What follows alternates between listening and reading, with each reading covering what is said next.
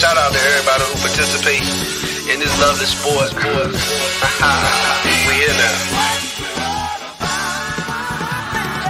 If you on that hit squad, then hit hard. Bogart and take charge.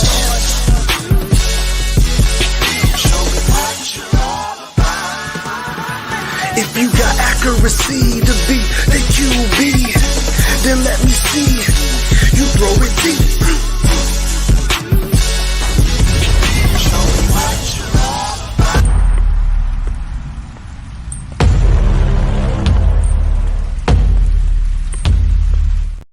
Gather around, SKOL brothers and sisters. This is Under the Lights, brought to you by Minnesota Sports Talk and Purple and Gold for Days. This is David Justin, back again. It's been probably a month that we've done a show. So, hey, thanks for joining us.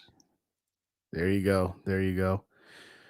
Well, first and foremost, let's just say this. Sorry for the hiatus. Dave was on vacation for 1 week. And then it was his anniversary. Tuesday was an anniversary, my 14th anniversary. There you go. Congratulations. And, as I said on my last live, have had a lot of things going on. So, but we are back. And after a hiatus, why not talk a little Kirk versus no-Kirk? Because we've rarely, if ever, covered that on Under the Lights, ladies and gentlemen.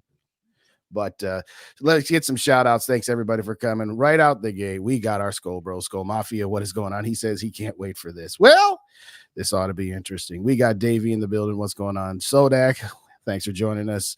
My guy T Bass, what's going on? My guy Ryan, it's time to look forward and leave whatever holds them back in the past, and that starts with Kirk. I guess we know what side Ryan is on. What's going on, Raymond? Good to see you. Let's hit the reset button. Hit the like button, and if you don't already subscribe to both Purple and Gold for Days and Minnesota Sports Talk, hit that sub button. Now, during the off season, and then I'll get back to the shouts, we're going to go every other week on one channel instead of having it divided up here. So this week, it being on Purple and Gold for Days, next week will be on Minnesota Sports Talk. So you got to be subscribed to both channels if you could, please. Shout out Angel. What's going on? Good to see you. We got the toy box. What's going on? Wow. I'm ready to rumble. Oh boy. We'll just leave that right where it is. And if you know, you know. What's up, Davey? Again, we got SKOL for Life Barber. What's going on? We got Eric from New Mexico. Say hello to Fernando and Raquel for us. We appreciate you. We appreciate you so very, very much. And I think I got everybody that's in so far. So, all righty. So, how are we going to do this? We want to go back and forth where you take a side, I take a side, point, counterpoint. How should we do this without it getting totally out of control, Dave? Well, I was given the impression we're going to talk about what the Vikings would have to do if they sign Kirk, because that's the first domino, right? One of either him or Jefferson. I'll definitely give you that. I'll definitely give you that. Well, I mean, the domino, because, hey, you might know this more than I do, like what the date that dead cap hits, right? Yeah, I believe the void date is March the 13th. So I think like 2 days into the free agency period. So now, if they were to re-sign Kirk, that they could peanut butter spread that if they wanted to, right? Correct. Yes. So if it gets past that date, then they can't. Yeah. That's what I mean by the first domino to fall. Like, right. I just assume Jefferson's not gonna sign unless he knows the direction of the quarterback. Like, for sure. You know what I'm saying? So I was thinking, like, possibly if it gets past the 13th, Kirk's gone most likely, because they're not gonna eat $28 million in 1 year and re-sign him, right? Correct. That wouldn't make sense. So that's what I'm saying. It's the first domino to fall. Yeah. So that's what I was saying. That's kind of like when that's the Kirk or no Kirk situation. We'll find out on 13th which direction to go. If they do and that's the first part of this half an hour show. First half an hour is, hey, let's talk about if they re-sign Kirk, what would the Vikings, obviously they're trying to win now then, and what would they need to do that? That was my thought. Sure. All right. Well, and then no Kirk would be, okay, we're moving on from Kirk, bridge, trade up, whatever, second round, trade back up in the first round, all that shit. And all that shit could happen with Kirk too. So We'll That's talk true. about that. And I'm looking at this tweet that you had a couple, I don't remember what day of the week or what day. Well, it was back on the 1st. So it was a little, not quite a week ago, where you started off with "Give me this defense." And so I wanted to bring that. Of course, side note for anybody who doesn't know, Josh Metellus, unbeknownst to him because he didn't hit the show more button, clapped back at you saying, "Yo, where am I at?" And he's like, "No, you're right there." He said, I'm being benched for a guy that's not on the team yet. And I'm like, no, man, I gave you your own position. Count 11 spots. I gave you your own position. Yeah, I actually exactly. DM'd him. Yeah. He DM'd me back.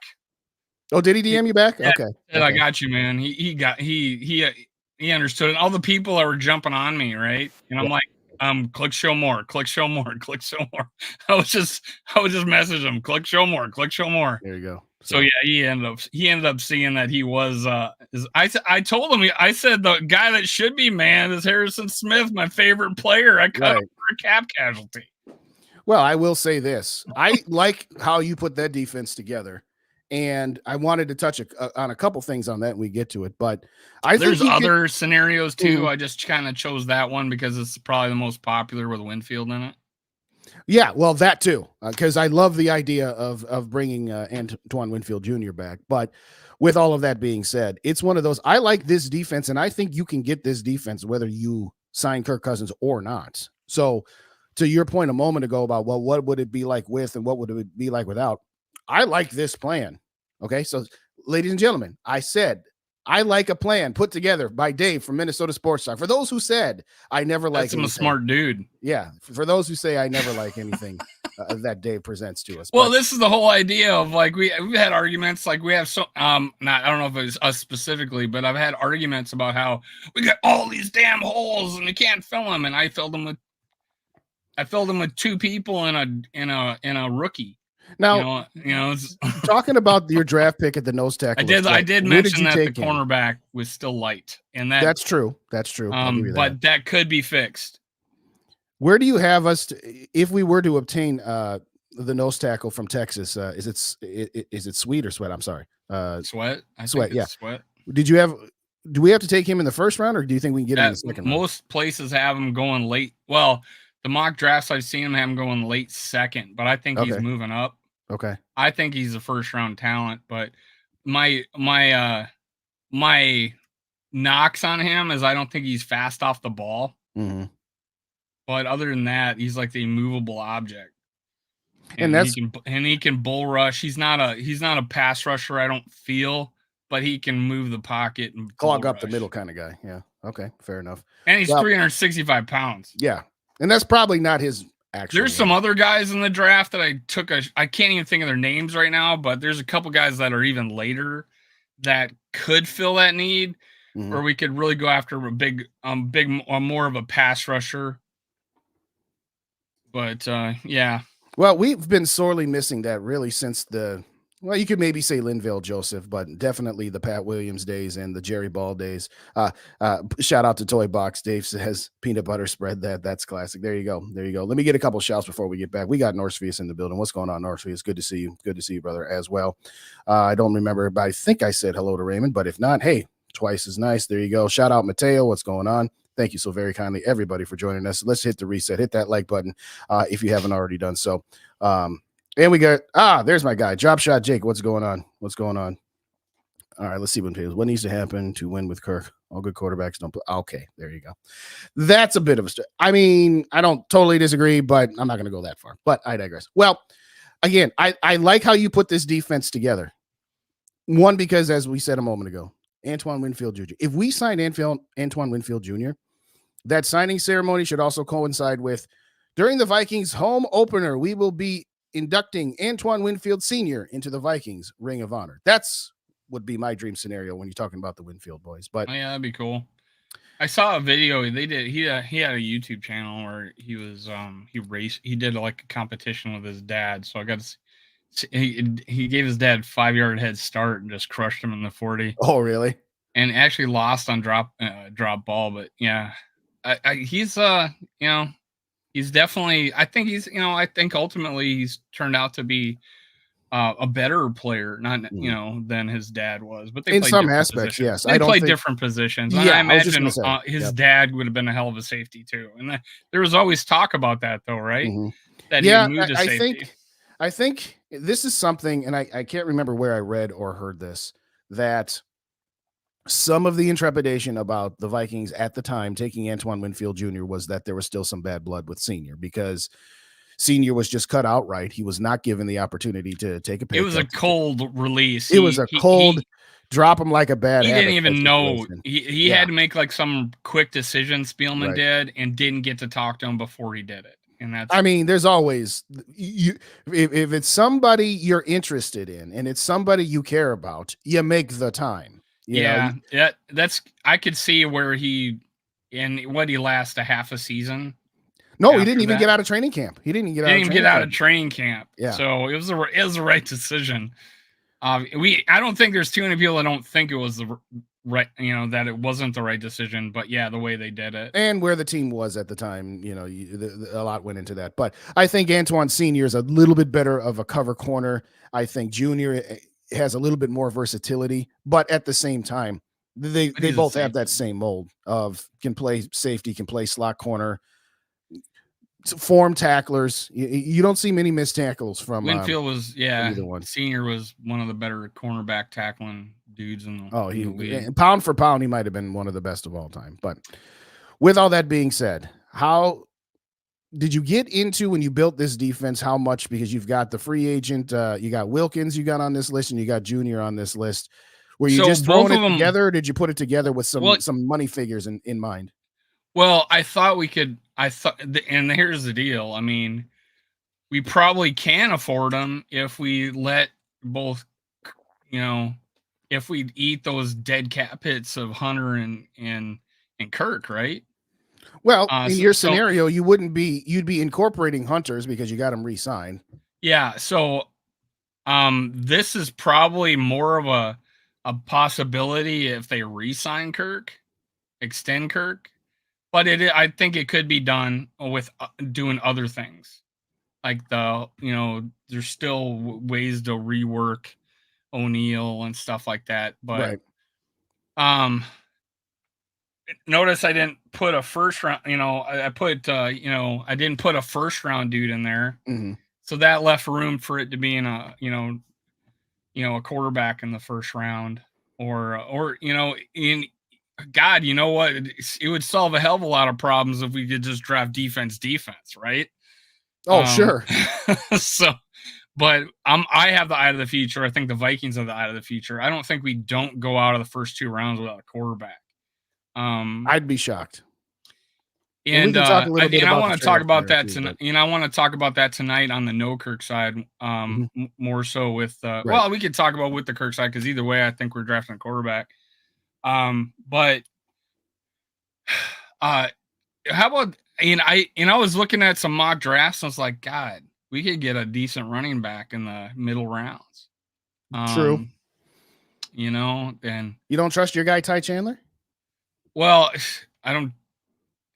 Well, we found out we need more than just Ty Chandler, or more than just one running back, right? So I would also say, from my naked eye anyway, we also need to actually run the ball more often. Well, and which is a whole other conversation. Chat Sports brought up something today, and I was gonna do a short on it. I just lost I was gonna do a short on it where I was gonna say Derrick Henry. Yeah. What would he cost? What do you think he would cost? More than I'd probably be willing to spend. I was thinking $8 million. Yeah, that's a touch too much for me. If I was thinking if they're gonna give it to Dalvin Cook, Derrick Henry. I would say this: Derrick Henry would be a nice fit, and if he was going to take a sweetheart of a deal, which why would he? But running back, you got to get your money, right? Yeah, exactly. So I don't think he would be in any position. I mean, I'd love to be proven wrong. I'd love to say, hey, the Vikings signed Derrick Henry to a 2-year, $7 million extension contract like they get. Yeah, it was 2 years, $7 million. I'd take him in a heartbeat. I just don't think he's going to settle for anything less than 7 or 8 per season. But Yeah, I could listen to it. I could definitely listen to it, and Well, hopefully I think he would be, ALC and to from what I Mhm. understand, he's a pretty good pass blocker, right? Too. So it's Right, like, right. and he's not. He, it would probably bring him back some memories of Adrian Peterson, right? He is at the end of it. He's past his prime, but he could definitely. It would solve some goal line issues. It would solve some short yardage issues, and then he's still good enough to break them, right? So, and he's still got it, right? So it's just more of a health issue. So, it might come to a situation where he does approve a deal, or or I don't think he gets more than 2 years, right? I don't think so. So, Probably not, no.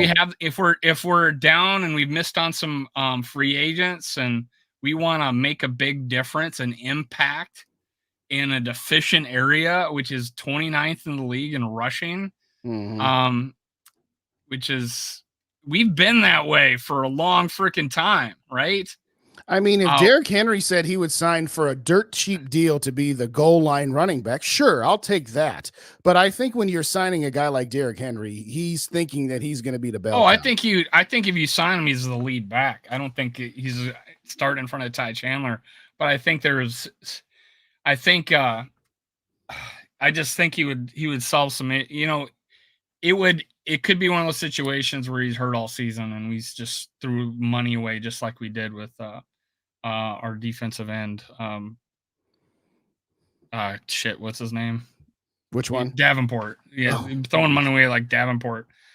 So That's probably why I had no idea, because I've already forgotten about the guy. right, yeah. That game and a half he played. But like For if you 13 million. so the first exercise is if you re-sign Kirk, Mhm. what would you do? And probably and we both assume both situations we're probably drafting a quarterback. I think this with re-signing Kirk, it's more like they tried to find out what it would take to get up to the top 3, and it didn't work out, right? But to your point that you made earlier, you can't wait until the draft to make that. That's what I'm saying. They're probably calling, right? Mhm. And they're finding out, holy shit, it's going to cost a little bit, and they know the Raiders need a quarterback, Yeah. and maybe some others, right? So they're competing against it, and honestly, I think a team's probably going to think we're going to be better than some of those teams, so our draft picks might not be as worth as much. Which someone put out information without any revealing of sources that's what it was like last year. And obviously we're picking what 21st or something. 23rd, I believe, somewhere in there, early 20s, mid 20s. Yeah. 21st, I think, if I'm not mistaken. But maybe either way. But I like TBS's point. Let's get the center from Oregon. I don't know if in your mock draft where's he slated to go? Can we get him in the third round? I know there was a center that was up there, and I did look at it, but there's centers later, like the Michigan center. He seemed to be all right, I haven't. If you guys are gonna throw out names, I appreciate it because I'll go look at them. I in my mock drafts, I look to see what's around our pick, and I start watching videos of them. So if you have guys that you want us to look at, please do so. And if you want a video, just leave it in the comments, and I will. In the actual comments, not the chat, and I will go look and give you my opinion on them. Well, all right. I guess it begets the question to go with the Kirk option. Now, obviously, stuff is thrown around in the media, and everybody's got agendas. The team has agendas. The agents do. The players do. There was that reported the market would be somewhere around $45 million a year, and he's looking for 2 years fully guaranteed and all this other stuff. What do you think? I addressed that in the live show last Wednesday. Yeah. Of the guy that said that was like, the buzz is. That's not my sources tell me. That's the buzz is. What that tells me is like some guy sitting around in the media thinking, oh, I think it'll take $45 million a year to get Kirk. If it was, and then the people who are tweeting it, one guy went and tweeted, who's got followers and blue check mark, whatever, it says, Kirk wants 2 years, $90 million. In the original report, nothing said Kirk wants. It said the buzz is, and so it's like the telephone game.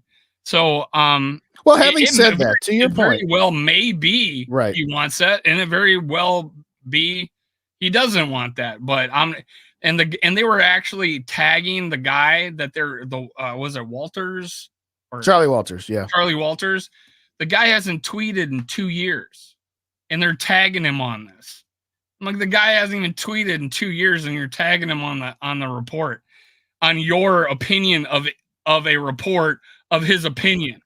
And so I'm like, you remember, we talk about this, never believe anything you see. Right. Rule number 1 in the media is, why am I being lied to? Now, as far as Shooter goes, let's just be clear. He's got a weekly Sunday column in the St. Paul Pioneer Press. And my guess is that he had that in his column, in his Sunday section. I couldn't find it. Oh, really? The Okay. GG boys couldn't find it either. And Will Raggets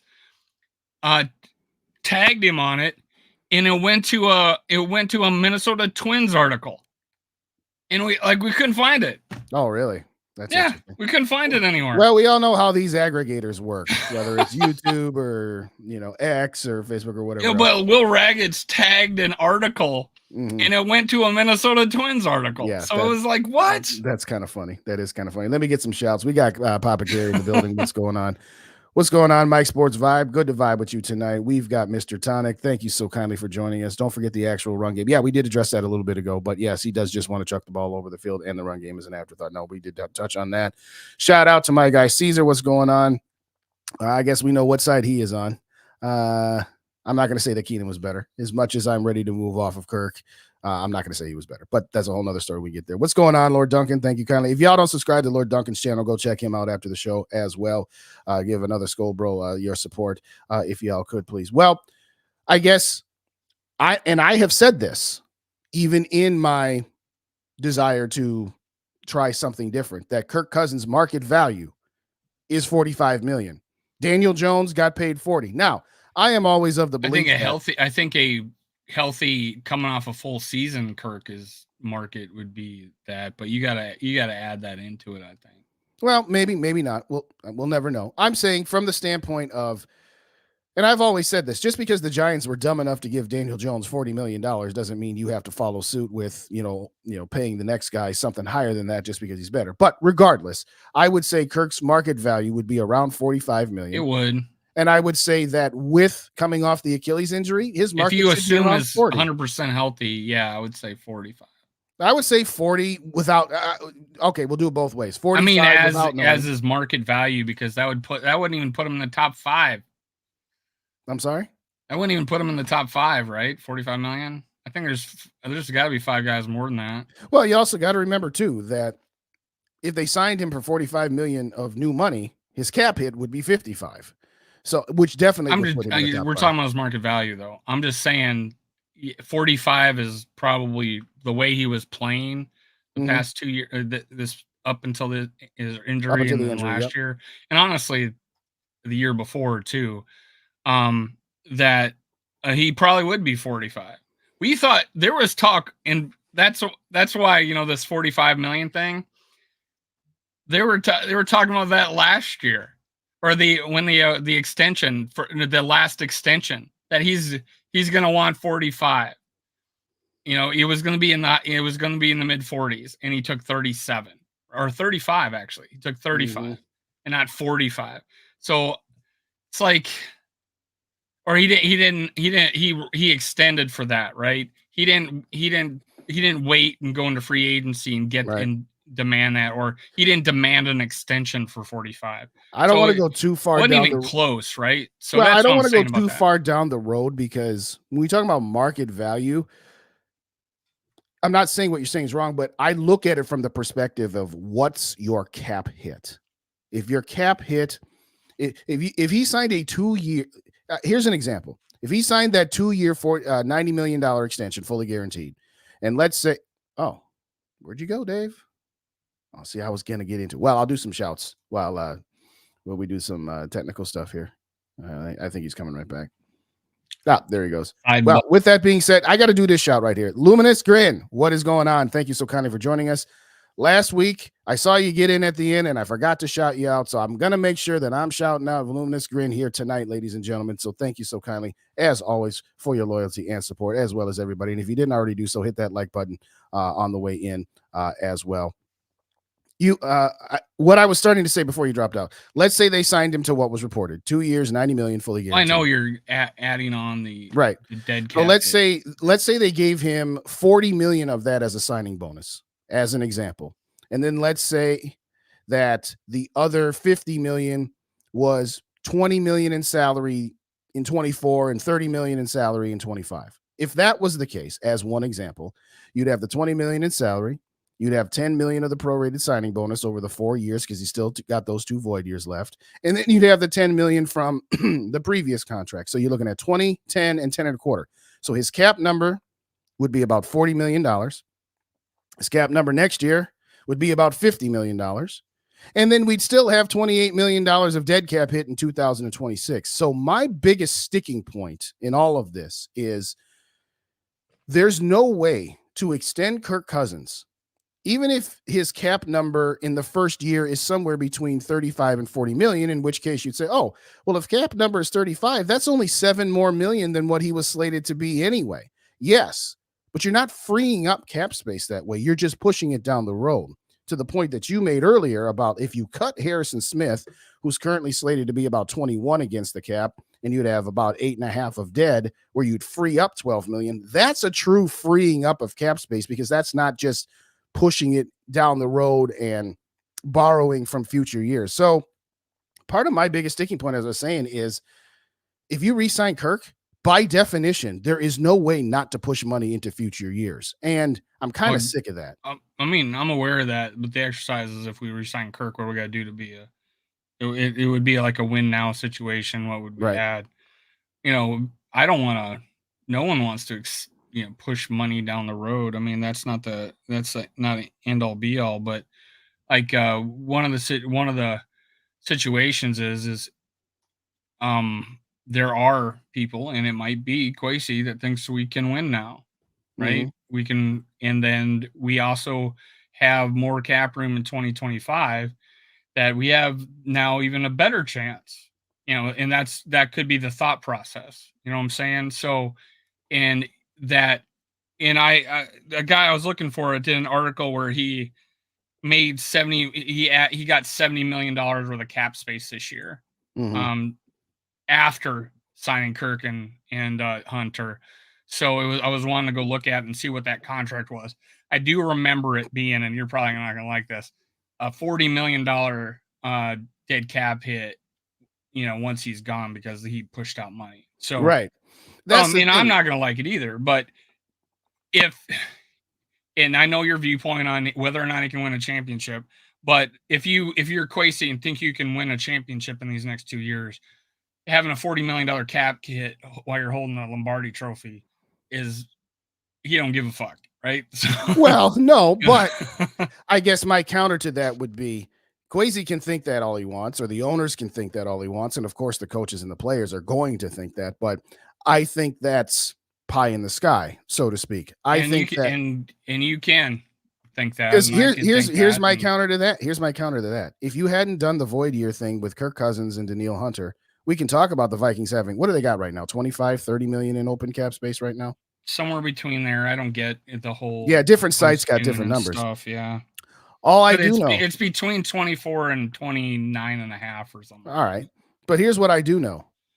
If you didn't have 28 and a half to Kirk and 15 to Danielle Hunter, you'd have another 43 million on top of the 24 to 29 million. So you'd be looking but you also don't have Danielle and you don't have Kirk. Right. So I'm just saying, if you re-sign them, then you can move that money around and use that money to, use the open cap space, because you move that money to pay these. I would say this. I am all on board at a reasonable price for a 29. You said 30. Yeah, I remember. Yeah. A 29 to 30, about to be 30-year-old Danielle Hunter, who's still, in his prime and still has, I would think, at least 3 or 4 good years left at minimum, and then maybe 1 or 2 in the twilight. I'm far more on board with absorbing, because his cap hits, if you absorb them, would be 7 million. for the next 2 seasons. It would be split in half. So it'd be 7.5 on 24 and 7.5 on 25, plus whatever his new contract is. 15 is a lot different than 28.5. Plus the fact that, again, if you sign Danielle Hunter for 4 years, that's a different scenario of pushing the can down the road, where 2 years from now he's still playing for you. Whereas you push the can down the road with Kirk, you're pretty much done. I mean, at most, what would you say? 2, maybe 3 at best. So I'm more than willing to give Danielle Hunter his money. That'll surprise anybody who's ever watched before. I know. Well, I mean, that'll be in the. Well, you can also talk about that in the no-Kirk segment. But now that we, what's up, Duncan? We know the pitfalls of re-signing Kirk. What would we do then if on the 13th he's got a contract, he's extended? We maybe freed up a little bit of cap space, but just let's just assume we're still at like 30. You know, are we? Is Hunter involved in that, or do you think he goes? Because it doesn't. If any of the two, it sounded like he's taking the best deal. Well, I think. Or do you think that, or do you think it's smoke? I'm gonna be fair in my evaluation, contrary to people who say I can't be fair. I will say that I'm not going to read into anything that anybody is saying one way or the other. Yes, I think it was SKOL Mafia that put it in the comments earlier that Kirk said, well, these things start in March. Well, and to Mafia's point, the Vikings can re-sign Kirk. Well, they can sign any of their own free agents anytime they want to. When Kirk comes out and says, yeah, these things don't start until March, could you read into that he's saying, well, yeah, the Vikings could sign me now and I could sign with them, but it doesn't start till March because I want to see what else is out there. You could rationally make that leap. How could he? I mean, he's still under contract. How could he go look elsewhere? When he says these things don't start until March. Yeah, March like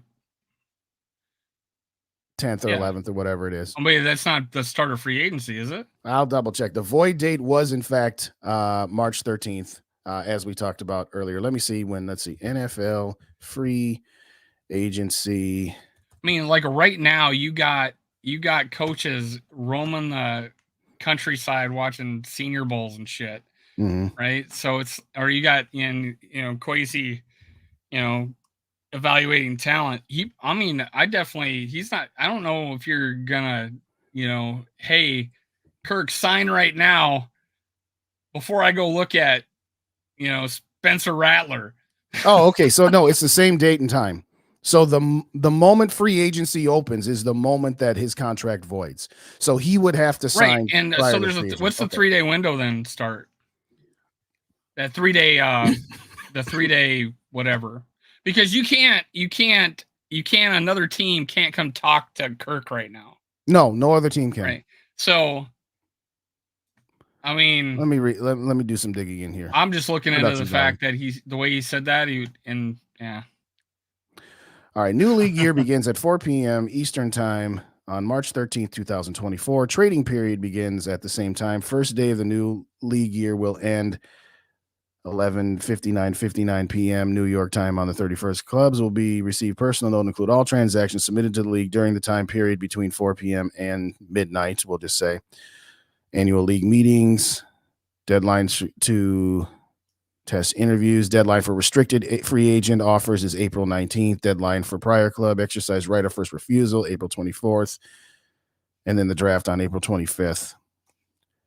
So I'm not sure. Oh, let me scroll up to the top. I didn't realize this put this in the middle. All right, February 20th, clubs may designate franchise or transition players, scouting combine, March 5th. Okay, the 3-day period is March 11th and March 15th. That's what you're talking about. During the period between March 11th and that. You would hear all sorts of rumbles. Clubs are permitted to enter contract negotiations with certified agents. Okay, there you go. So there'd be rumblings then. That'll be the 3-day foofara, the free agent frenzy, as they say. So yes, there is a short. No one's going to want to lose draft picks to go negotiate early with Kirk.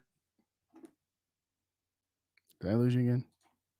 Oh, you're frozen. The Miami Dolphins have found shit like that out, right? Because that's what they did with Tom Brady, is they brought him on a yacht and talked contract with him while he was still a Patriot. So they lost a first round pick. No one's going to want to do that, right? So Yeah, you're not no. going to. I mean, I believe it. I mean, yeah, it would make sense. You got 2 weeks, almost 2 weeks to talk about the contract. But here we are at 35 minutes and we're still talking about Kirk's, what it would cost to extend Kirk. This part of the exercise was we've re-signed Kirk. So we probably have about 30 million cap space. You want to extend Hunter. I think if we're going to go all in, obviously I think Hunter would be an extension too. We're probably going to Well, to answer that question, yeah, we got sidetracked. So where I'm sitting is if you do re-sign Kirk, I don't see if you sign Kirk and Daniil, that severely limits the rest of what you can do. So if you do sign Kirk as part of this exercise, then you pretty much got to say goodbye to Daniil, I would think. Well, you still then also freed up. I know you don't like the word freed up money because you're pushing it down the road, but you've also now freed up money for Daniil Hunter. We're going to have a $15 million cap hit with him, dead cap hit, but now you've re-signed him for 2021. You've now got a guy, and you've now probably kicked that down the road because he's not afraid to do it. He's already did it. Right. He's already did it with 3 or 4 players. Kwesi did. I think he did it with Davenport. Yeah. You get a $6 million hit with Davenport this year. So, well, just to be clear, let's say Daniil signs and his cap hit is $22 million. Well, yes, you've already allocated 15 to it. So instead of it costing you $22 million, it's only costing you 7 more on this year's cap. I think that's what you're saying, right? Yeah. I'm just saying if they re-sign somebody, and Daniil's probably be 3 years at minimum, I think. Oh, absolutely. He's not. Yeah, so they're pushing that dead cap shit year 4 and 5. I guarantee that, and I think a lot of that, the Kirk thing, will be why he's gone too. So I think because this would be a win now move, and they're looking at, okay, I've re-signed Kirk, I've re-signed Hunter, now I've freed up money, and I'd probably mess with O'Neill's contract. I think there's a couple other things out there they could do. I wish I could find that article, but I couldn't. This guy went and did all the math and shit of getting it to like 70 million. But now let's say we're still stuck at 30, right? Okay. My scenario with the defense, right? Winfield and that's possible, right? Especially if you do a signing bonus and or push stuff away or down the road because next year we have more money available. I also think or a cornerback. There's cornerbacks out there too that might help us. Maybe the number one guy is out of our price range, but there might be others. Yes. But yes. Is there a way to do it where you're throwing tons of money into the future? Like the example you gave where at the end of it, Kirk has a $40 million dead cap hit. You've pushed out Daniil Hunter's money to be back in. Yeah. Is there a way to do it? Yes. But this is the Kirk move. This is with Kirk. We're talking about the Kirk move. So yes, that's the move. I'm not saying it's the ideal move. I'm just saying that's what that's what the team's deliberating right now. And this would be a win now move. What would have us win now? And I put out a defense that I thought would. You brought it up. I wasn't going to, but no, I think but it was well done. And I think there was holes to fill with draft picks too. But we don't need. Let's say Winfield is not the bigger need, and a cornerback is. That's the other scenario, or another edge rusher, and we don't bring back Awana. We don't re-sign Awana. We don't re-sign. We were fine with Asamoah and don't re-sign Hicks.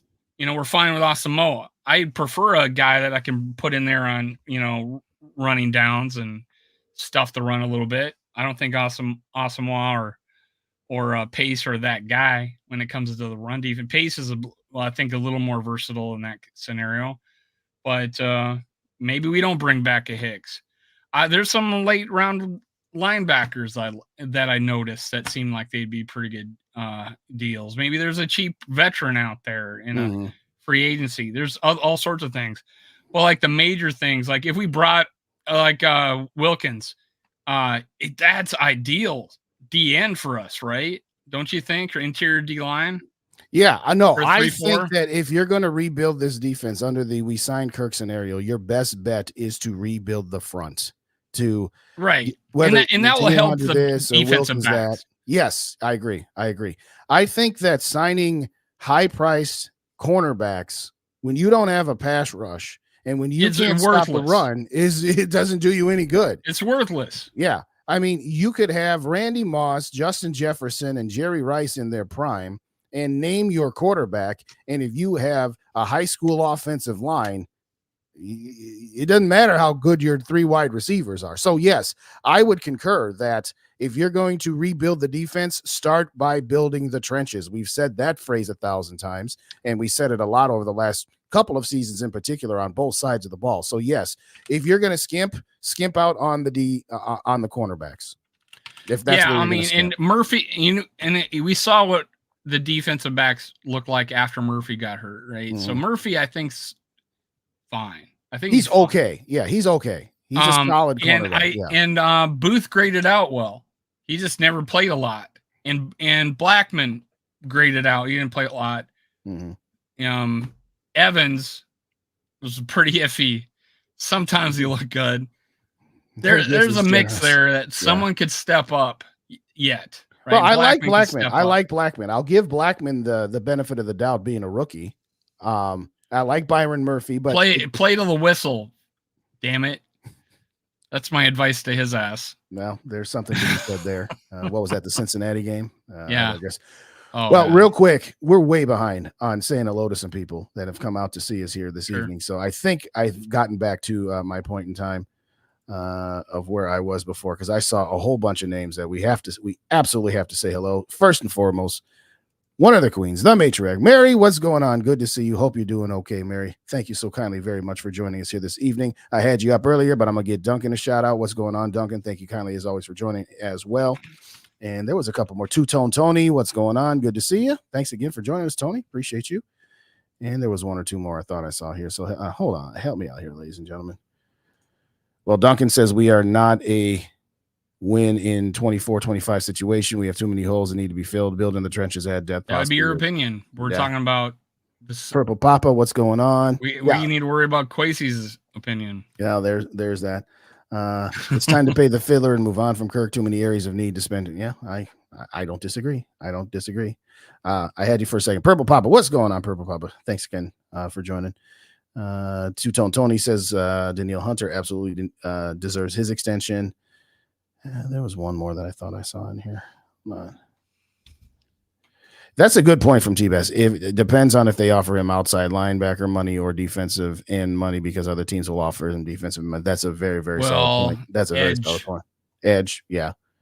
Right. I guess it don't matter if it's an edge.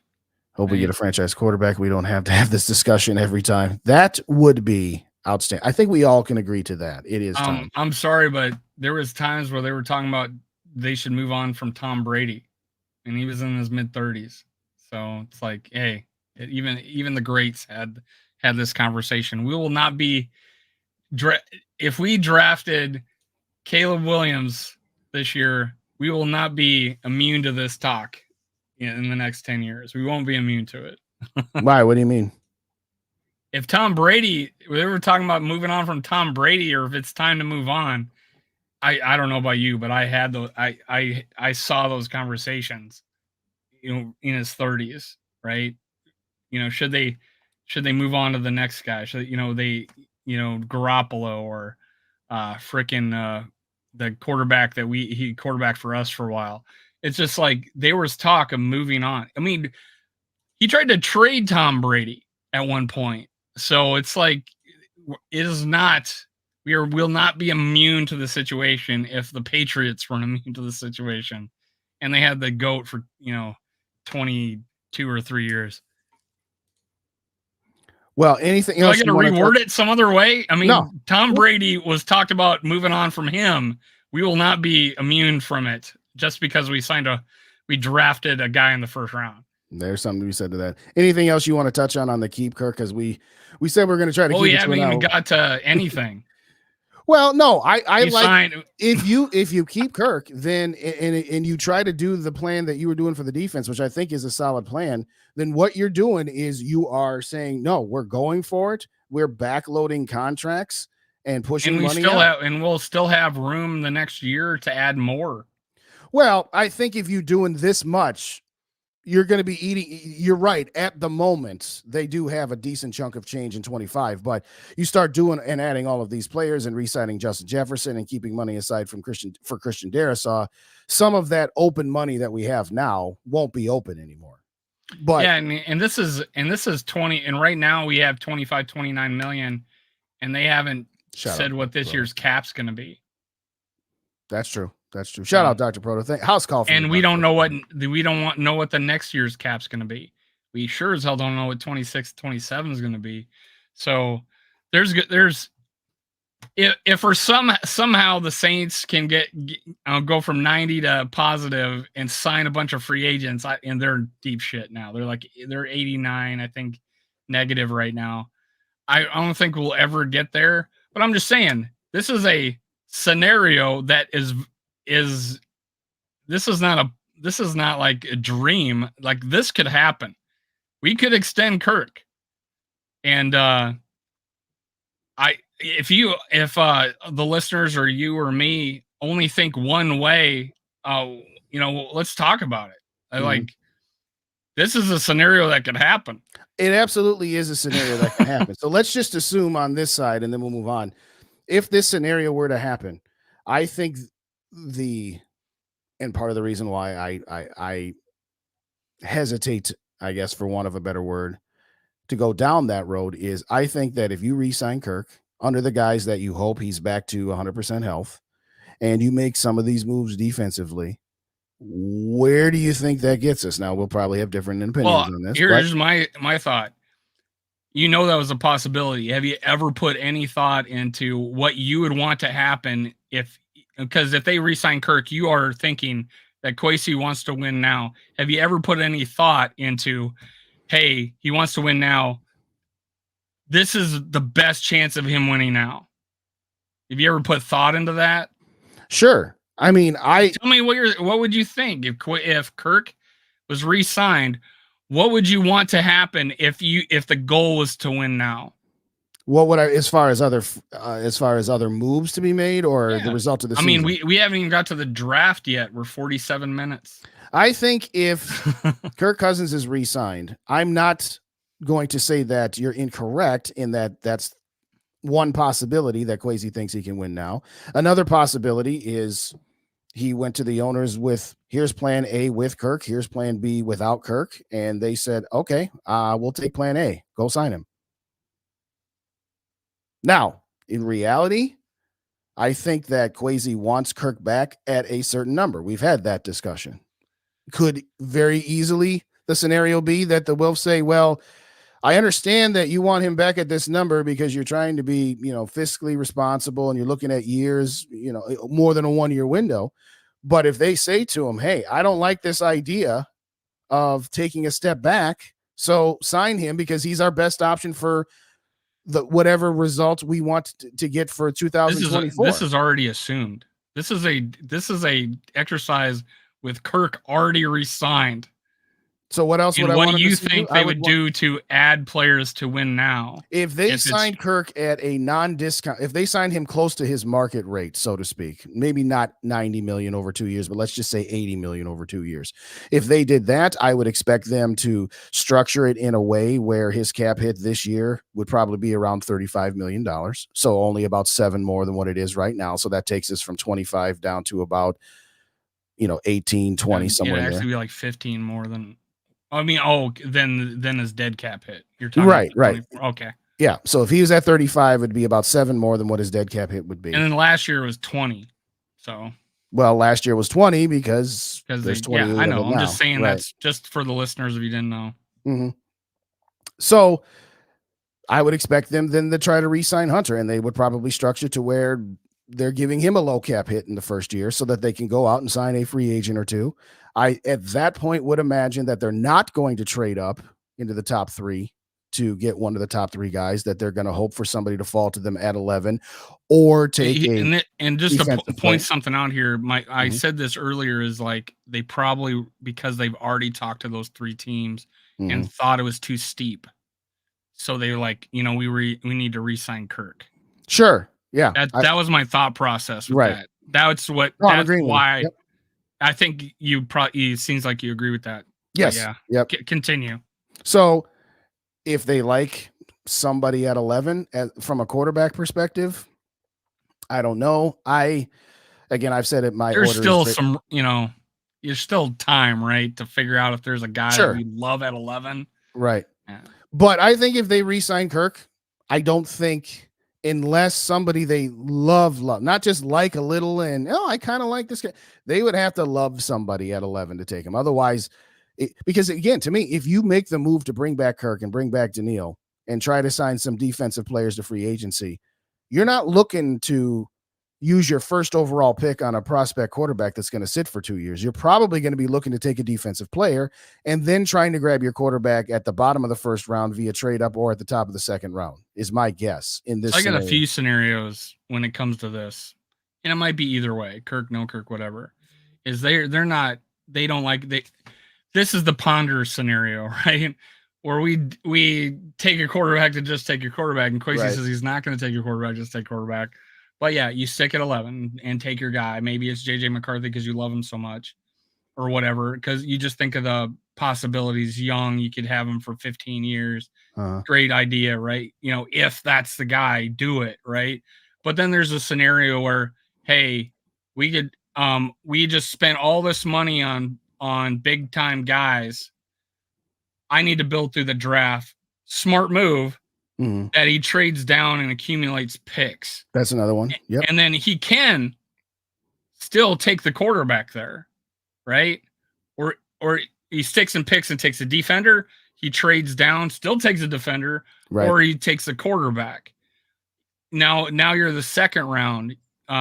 Either scenario, the first or second, the one I just said, he could trade up into the first round for that quarterback, stick and take the quarterback, or again, trade down and accumulate picks.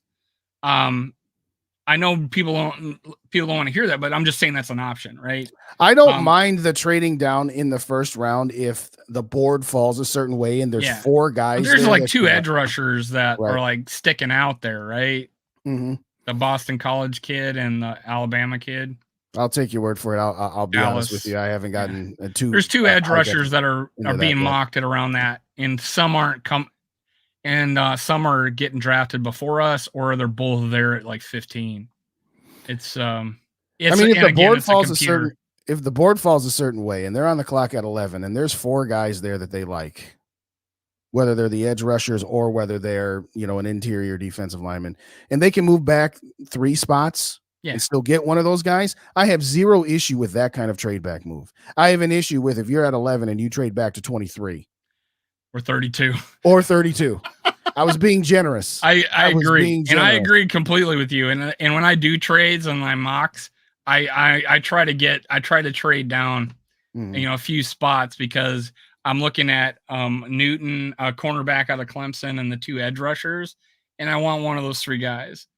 Right now, I may change in the future, but then there's also, there's a defensive tackle from Texas and the nose tackle from Texas that are both cool. I haven't looked at some other guys, but obviously interior and then depth at edge rusher, because we may move on from Wanham. Whatever. I think we can re-sign him cheap for a 1-year deal.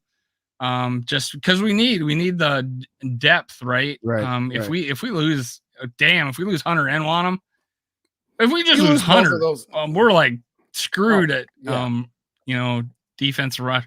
Although I do feel like what the guy we got from Army, what's his name? Andre Carter. I think he's going to be a guy that we're going to see a different Andre Carter after 1 year in the offseason working out as an NFL player.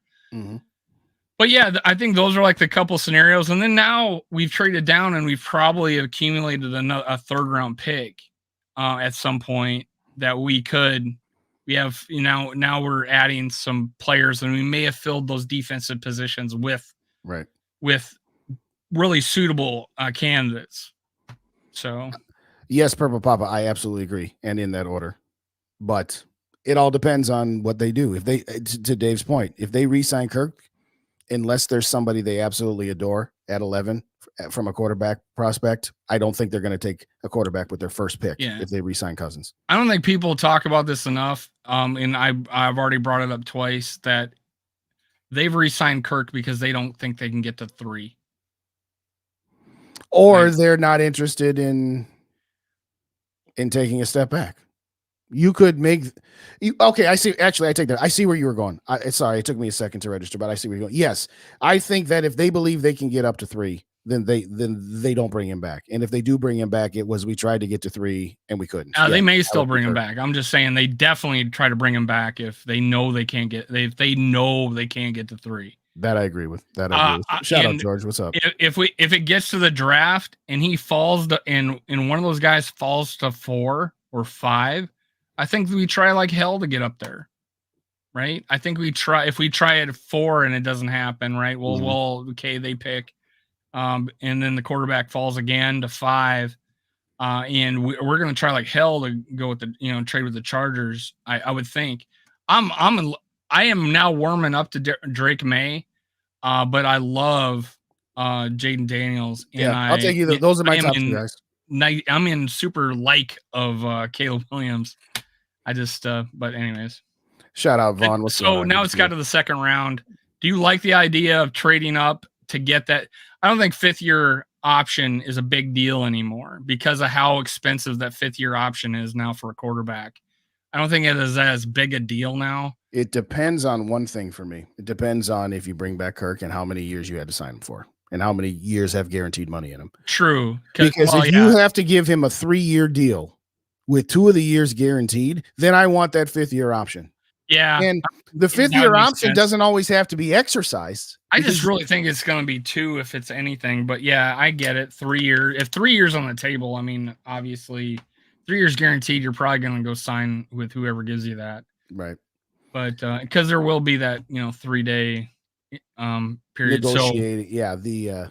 The legal tampering. What do you think about our, the defense? We could fill with rookies, but again, I would like to get that pass rusher, that 9 sacks at Wilkins. I think it's Wilkins. Mm-hmm. Wilkins, yeah, from Miami. He didn't have that type of production before, but that's just the result. He had a lot of pressures and pressures are there and all that stuff. I think, and he's in the mold of some of the crazy linemen we've had in the past. He's a little bit of a goofball. So he kind of reminds me of defensive linemen we've had in the past. So having a bad memory day, if you didn't notice. I'm exhausted. You're out partying, you've been on vacation and anniversary. Uber for 12 hours a day. Yes, there you go.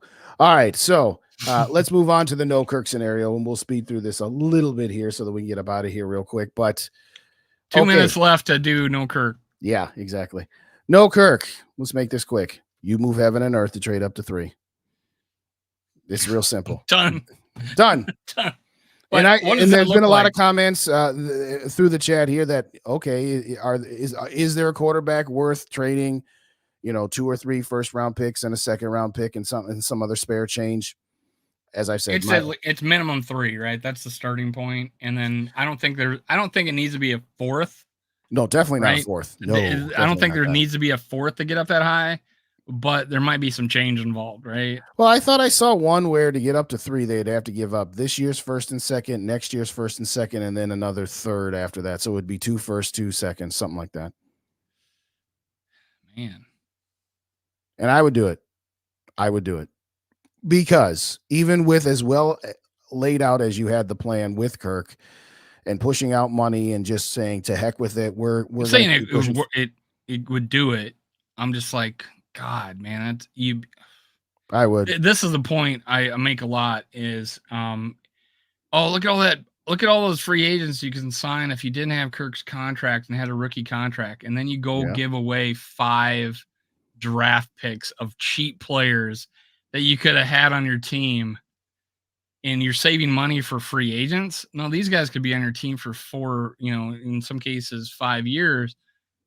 these are like hopefully your backbone for the next 5 to 10 years, and you're giving those spots up to go get the quarterback for the very same reason you got rid of the quarterback, right? And that's a catch-22. Oh, you got all this room for free agency money now, but you traded away 5 potentially really good players, right? And so that's I feel like it's the catch-22.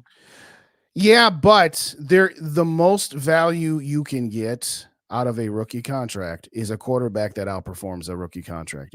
For example, Justin Jefferson, until this year, when he's going to make $19 million if he doesn't get a contract redone on the cap, Justin Jefferson has more than outperformed his contract.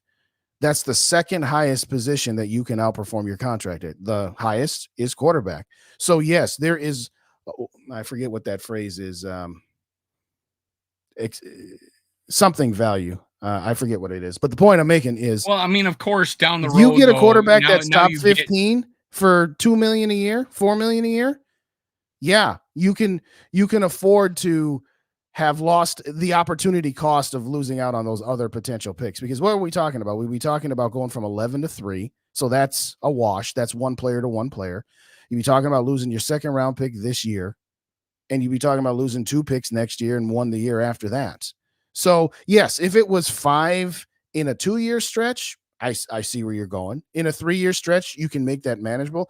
But if that's why I was cringing at the excess value. Yeah. I was cringing at the 2 firsts and 2 seconds in the back-to-back years, because it would be nice. I'm just saying, it'd be nice to have that this year's second still available to us, where we could trade down and accumulate some picks. But now we're picking 3rd round. It's like we don't have anybody. We don't. I would love that 2nd round pick this year to do that. I'm not saying I wouldn't do it. I'm just saying, it's actually cheaper than the first and 3 firsts. So it makes sense. It's just, I would love to have at least that 2nd round pick this year to trade back and accumulate picks, still give me that fucking nose tackle I want, and be happy. I'll say this. If it's Drake May or Daniels. If it's you May or don't care. Daniels. I mean, you don't care. I'll make it work. Yeah, I mean, you don't care. I'll make it work. Then I'll start pushing money into different years, because my starting quarterback isn't making, 20, 25, 35, 40 against the cap. Nope. Then I'll spend a little bit more on the free agency to plug the holes. Let's talk about this. Me and Gigi boys fight about this all the time, or fight about this. All right. So you've now got your quarterback. Mm-hmm. Let's say and this is probably more the scenario, we don't get the top 3 and we still draft a quarterback, and let's say it's JJ McCarthy or Penix or Bo Nix. If you're out there, rap, close your ears. But he does not like Bo Nix.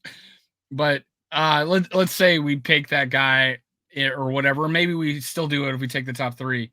Those guys are talking about bringing in a free agent. And they're even using the word mentor. And I'm like, what?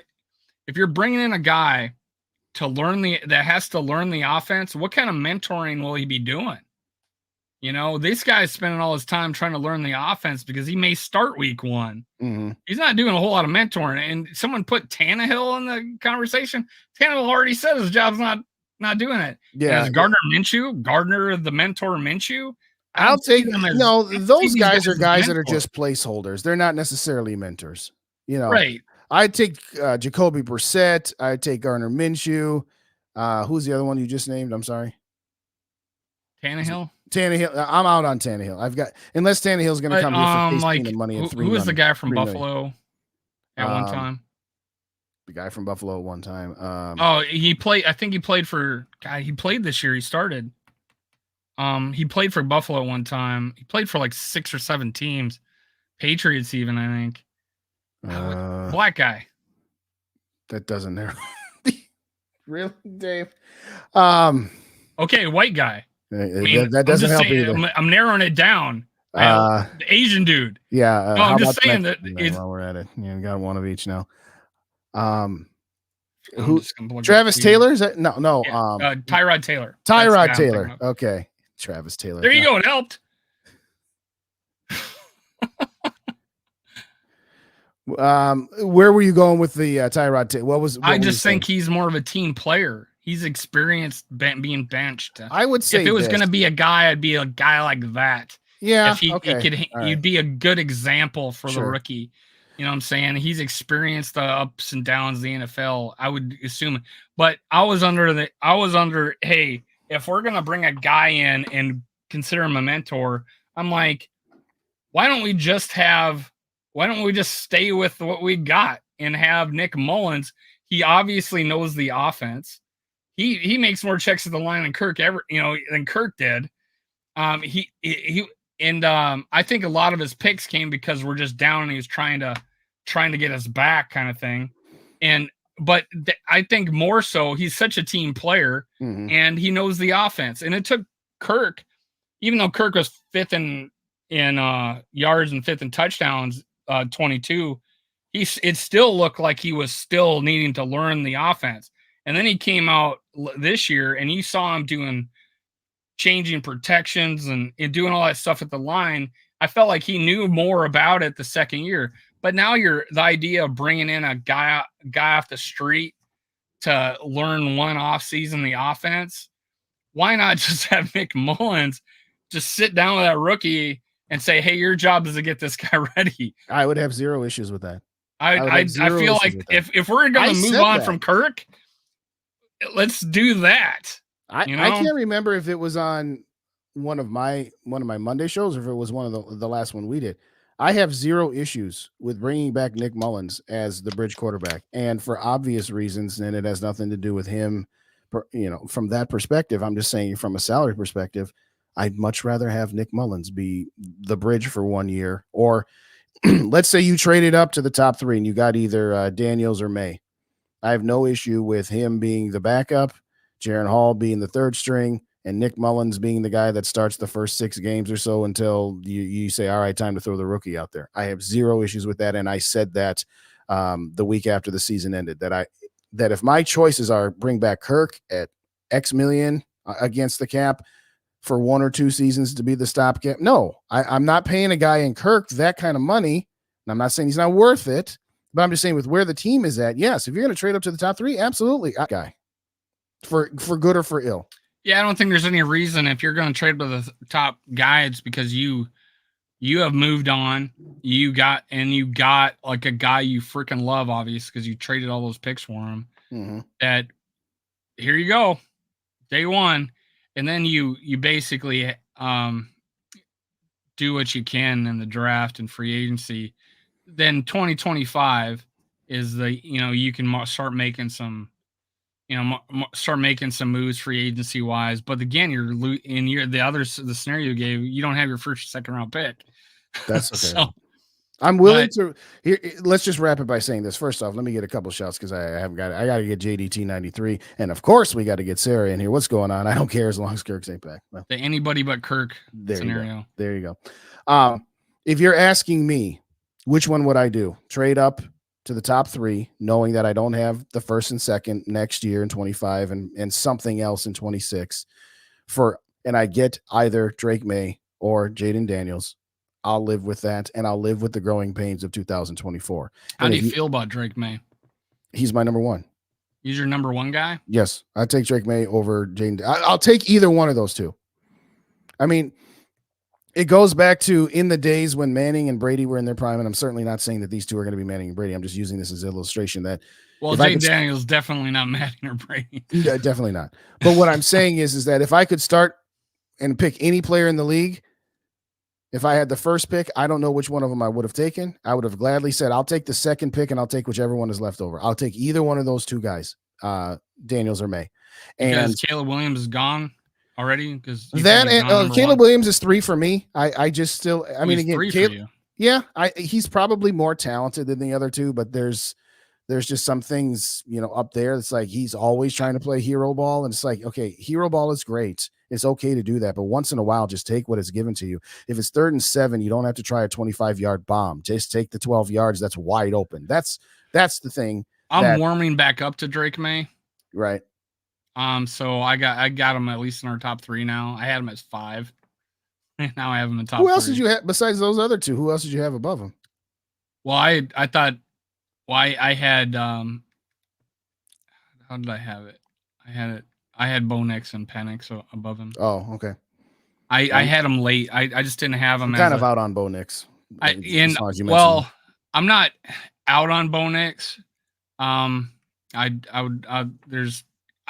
thought on a video I did, I'm like, the only thing they gave him in the Senior Bowl was a bunch of dump off passes. Mm-hmm. Yeah. And the one pass he did have, threw a dime on that flea flicker. Yeah. The guy yanked on the receiver's arm, and that's why, why it goes incomplete. So the one pass he did get to throw downfield, yeah, it was a freaking dime. It's just the defender yanked on the guy's arm. So I am not out on Bo Nix because of that game. It's like that's all they gave him was these dump off passes. It's not more about that. It's more about his injury history, his age, that sort of thing. All right, just because Bo Nix? Hasn't he? Not Penix. Penix is the guy with the knees. I thought Bo Nix also had some had a. I mean, I don't think it's as serious as like he's been out a lot. I mean, I know. Oh, I'd have to look, but we'll look I know he wasn't injured this year. To the question, Purple Papa presented it last, but it's been in the chat. I have less than zero interest in Russell Wilson. Less than zero. So if you're even if it is at veterans minimum, because the Broncos are going to be picking up the tab for his guaranteed money. Even if he said, guys, I will sign for the least amount of money I can, and I'll stick it to the Denver Broncos. I have less than zero interest in Russell. Mr. The only way that saves you money, which it'll save you a little this year. Yeah. The only way it really saves you money is if you sign him for more than 1 year. And I do not want to bring Russell Wilson in to be the guy in front of our rookie that we just drafted. I don't want that. No. I don't want it.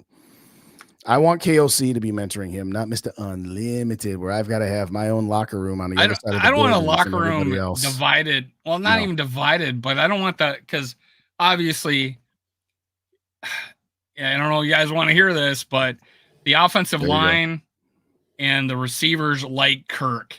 Okay, they talk about him ravenly. They like Kirk. I don't think they're going to like a Russell Wilson. And if you go look back at the interviews of some of the Seattle defensive players, they absolutely hate him. Absolutely hate him. 5 years ago, when he still had some talent, Now, all right, he's not dirt cheap. But to wrap it up, if you trade up to the top three, get either May or Daniels, I'll make the rest work because you at that point. Yes, you take your $28.5 million dead for Kirk, but then it's paid and it's done, and you don't have anything continuing else. You don't have any other money pushed down the road. If you don't bring back Kirk, you can still get Daniil under here. You can make all of those moves that you made defensively.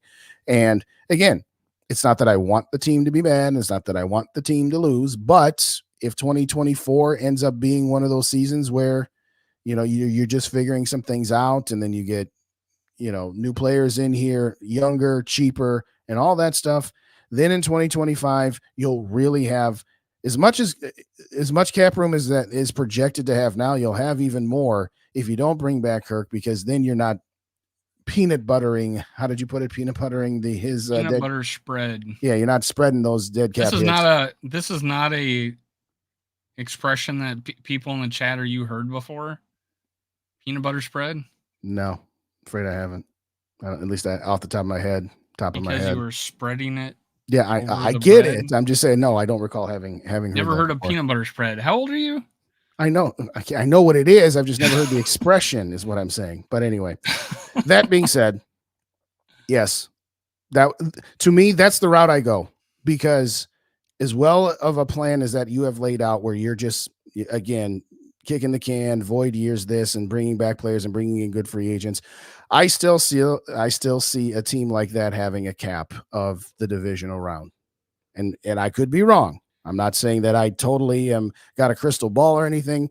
I just see that that's where, as far as that team would go. So I would rather go the route of trading up, getting your guy, building your team, and shooting for 25 and 26. Now, again, I know the owners don't think that way. Players, coaches, GMs, what do they think?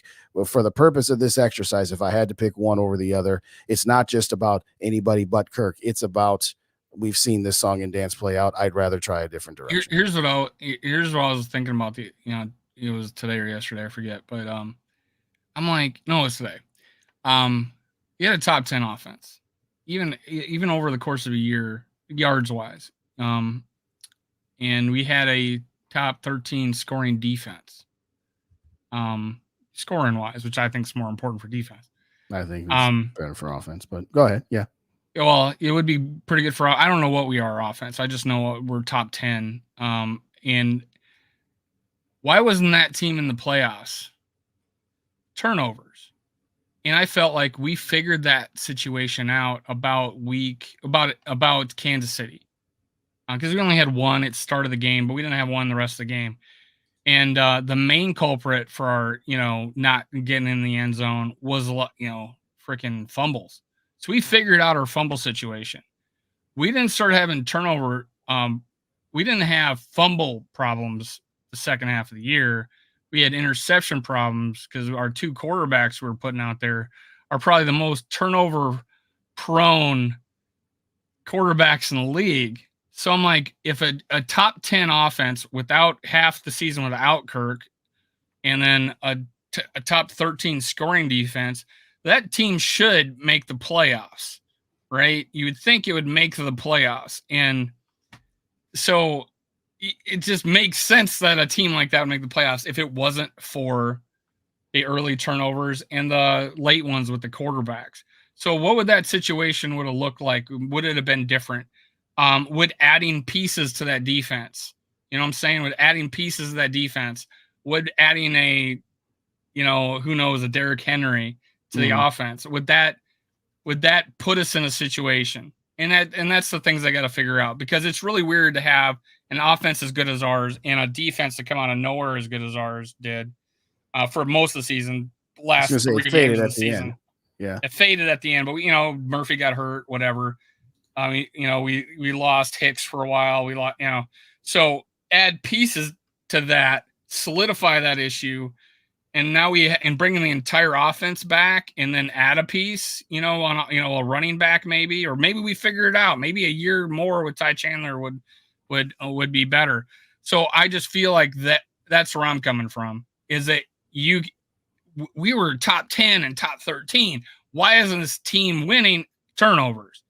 So I just feel, in obviously health, because we lost our quarterback, and that's the way I was looking at it. I don't, this is not us bringing back the 31st ranked defense again.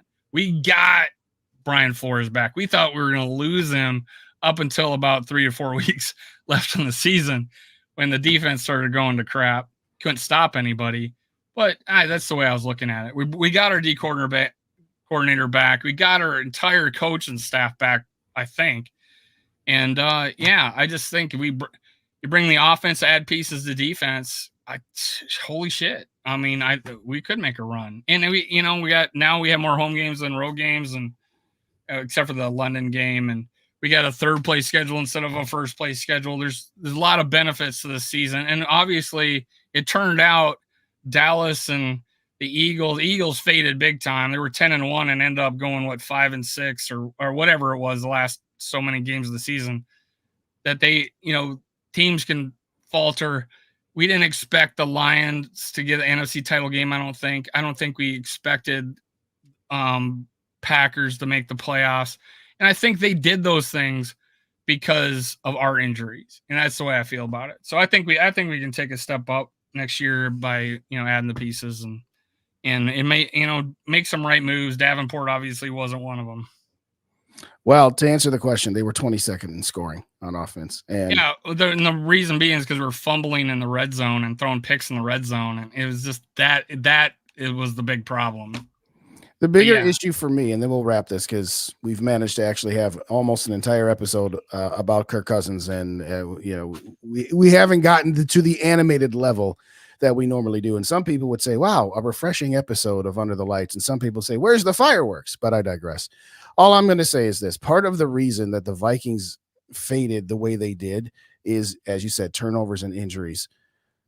Part of how you mitigate that is actually having a roster with depth. And we haven't had depth since 2017, because we've been making all-in moves year after year after year. So part of my hesitation, and part of one of the reasons I said that I believe the cap of how far the team in scenario A, which is keeping Kirk and just saying to heck with it, let's spend money and let's push money down the road. And if we get a Lombardi trophy, who cares if we have a $40 million dead cap hit, a la the Tampa Bay Buccaneers, who had, I think, a $32 million dead cap hit with Tom Brady. Who cares? They got a Super Bowl. I still feel that with the lack of depth on this team, that even if we built it in the scenario we did, that's why I have that cap there, because injuries are part of the game. And there's only so much you can do to mitigate that. Yes, in the scenario where we don't bring back Kirk, yeah, we're probably, somewhere between 4 and 6, maybe 7 wins. The scenario where we do bring back Kirk, we're probably around 8 to 11 wins. But I still don't think that team can make a run. I don't care that Philadelphia and Dallas fell off. What I care about is after a 17-game schedule in the regular season, and this is one thing I said last week, is this roster has a lot of top-end talent, but not a whole lot of depth. The teams that get far, the teams that get to the NFC Championship You were game, liking my defense, and I just added 3 players. Well, yeah, but again, that defense is a very good starting defense, but where's the depth behind it? The rest of the I didn't even touch the rest of the draft picks. Who knows? Maybe we get another Pace. Well, that's why my mindset is I'd rather go with option 2, because I think you're still playing the long game of you need a lot of things to go right. I'm fine with either option. So with all that being said, we didn't hit the reset button. And oh, by the way, we can't not shout him out. Our guy Rap, what's going on? Shout out to Vocal Vike, no longer. That's one of the things I thought about. If we're able to, if let's say we re-sign Kirk and then draft a quarterback, if that quarterback sucks, Justin Jefferson's a trade piece, and to reset the team, in 2, 3, 4 years. That's one of the always the Say points that again. I'd make. Say that again. If Kirk's gone, what? If Kirk, let's say we re-sign Kirk and still trade, still get and still draft a QB right high, right? I feel like that's the scenario. Justin Jefferson stays, and if Kirk leaves it, after the 2 years, and then the rookie takes over and he sucks, and doesn't do anything, we may have to reset, right? Because that's happened. Quarterbacks, right. Rookie quarterbacks or replacement quarterbacks, whatever, they might suck, and that's happened time and time again. Right? Is that Justin Jefferson won't suck, and he would be a major trade piece where we could reset. I would just rather reset now. I wanted to reset after they fired Zimmer and Spielman. So to me, I'd rather do the reset. I'm talking about in either or. If he resigns, right. If whatever gets Justin Jefferson re-signed, he's a very nice. He's a very nice trade piece down the road. I'll say this, and then we'll wrap. The thing that gets Justin Jefferson to sign are the Brinks trucks, not who the quarterback is. I'm not saying it has zero to do with it, but I'm saying the Brinks trucks have a little bit more. If you don't think we're a winning team, he wants to win, then he needs to be looking elsewhere, right? No, he needs to be sat down and said, hey, we've gone as far as we can the way we've done it the first 4 years of your career. He has to think we're going to win. I'm just saying, if we move on from Kirk, and he has to think that this team's going to win, because he's now lost 3 out of 4 years. Yes. Which is why I say the notion that if Kirk leaves, that's a done deal for Justin Jefferson. You say to him, well, you've been in the league 4 years. You've had one winning season with the formula, the overall, not just the quarterback, the overall team formula. So, like I said, he needs to think we're gonna win. Which if not, he might as well go to the other team. He might as well go to another team. He has to think we're gonna win. Yeah, and to think that we wouldn't have won with Kirk this year is kind of crazy, because you said 10, 11 wins. So, I mean, that would have been a winning season. No, I was projecting what I would think next year would be, is what I was saying. I'm just saying, but like with he has to think we're gonna win to sign. It's not just the Brinks truck. He has to think we're going to win. Well, that's part of the overall thing. It's like, yeah, we're trading up for this quarterback. We're not bringing back. And that was my point with, I think he does resign if we have the Kirk and he have the rookie in place. He may resign with just the rookie. I'm just saying that I feel like it's a better chance that he brings back the guy that's got him all, has him playing well. And then, he might be right for the future. I mean, option A. So I'm just saying it's not just going to be the money for him, I think. I don't think that's far fetched. Yeah, you'd have to say to him, hey, here's our options. We're bringing back Kirk and we're getting a second tier rookie quarterback because we're not trading up to get one of the top tiers. Option B is we're not bringing back Kirk, but we're going to get one of the top tier quarterbacks, which means we're kind of hitting the reset button now as opposed to hitting the reset button 2 years from now after Kirk's done. So there's merit both ways. Both ways. So I'm just saying, when you said you'll just sign him because of the Brinks trucks. I'm saying that to me is the number one reason. I'm not saying that's the only reason. It might be somebody that offers them the same money but more guaranteed. Well, and they have they're the Chargers. They have a long-term solution in place. Now here's one, and this is something that somebody said in jest. If Harbaugh is so dead set on saying that JJ McCarthy is the best quarterback, then you should sign him, right? You should draft. You should draft McCarthy and trade us Justin Herbert. Yeah, let's do it. Justin to Justin. I would give us Herbert, man. There we go. I would love that. Fuck yeah. Appreciate you, Toy Bikes. Appreciate everybody who came on out here tonight. Wipe your feet at the door on the way out. Hit that like button. And reminder, subscribe to both Purple and Gold for Days. Next week, we will be over on Minnesota Sports Talk. We're going to do the rotation every other week. Still some stuff in the works about draft night of whether we're going to do a super show with all of the gang, the GG guys, Rap, and a bunch of others. We'll see. We got a little time. Real quick, your prediction. Super Bowl. SKOL, I asked Justin what he wanted to talk about today. He said Kirk Cousins. Hold on. Let's get there. You go. Thank you. Seats. Should they draft up to take quarterback of the future? Should they go after Antoine Winfield? How would the team look if they did or didn't sign number 8? That's what I said. I didn't just number say 8. Yes, number 8. In all seriousness, thank you everybody for joining us this evening. SKOL to the next episode. Punch a higher floor if the elevator brings you down, and tune in next. Oh, you on with the boys tomorrow? Yeah. All right, tomorrow 6:30 Central Time over on Minnesota Sports Talk. Thursday 8 p.m. Central Time. I will be back for SKOL for Days. I will have a couple of special guests. A new Vikings content page. They are called Load the Box. I've got a couple of guys. We're going to get them started. So come on back tomorrow night on Dave's channel and Thursday night over here on Purple and Gold for Days. Thank you kindly as always for joining us, ladies and gentlemen, and you have a great rest of your evening. Good night.